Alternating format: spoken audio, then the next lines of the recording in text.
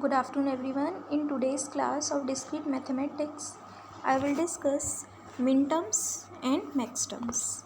So just remember, minterms in SOP stands for sum of products, maxterms in POS stands for product of sums. So both minterms and maxterms are part of K-map, means Karnaugh map. SOP and POS, for SOP and POS. For SOP, always minterms are used, for POS, maxterms are used. Here is the definition of both.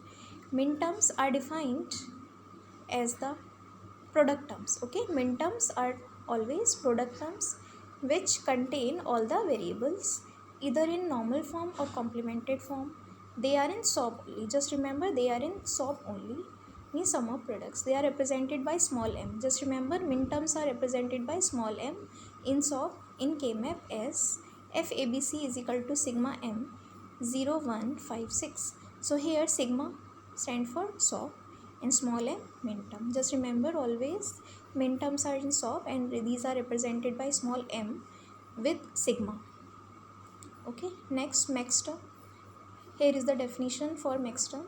Maxterms are defined as the sum terms. Maxterms are sum terms which contain all the variables either in normal form or complemented form. Maxterms are sum terms. It is just opposite of minterm. Both are opposite of each other, minterm and maxterm.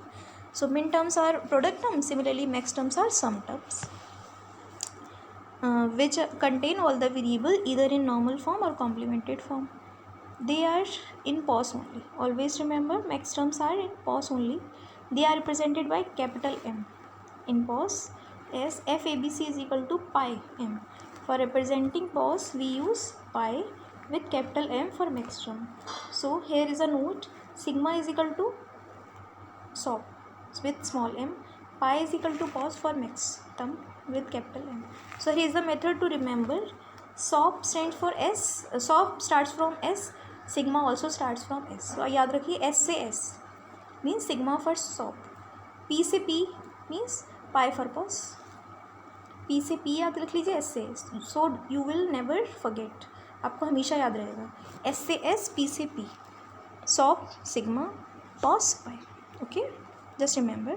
So practice questions from practice all the questions related with minterm and maxterm from videos.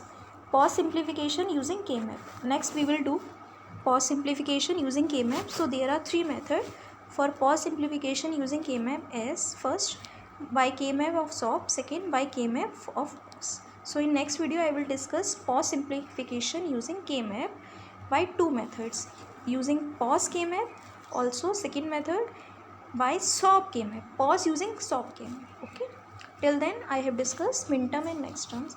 Just remember the meaning, definition and symbols for minterm and maxterm in K-map for SOP and POS.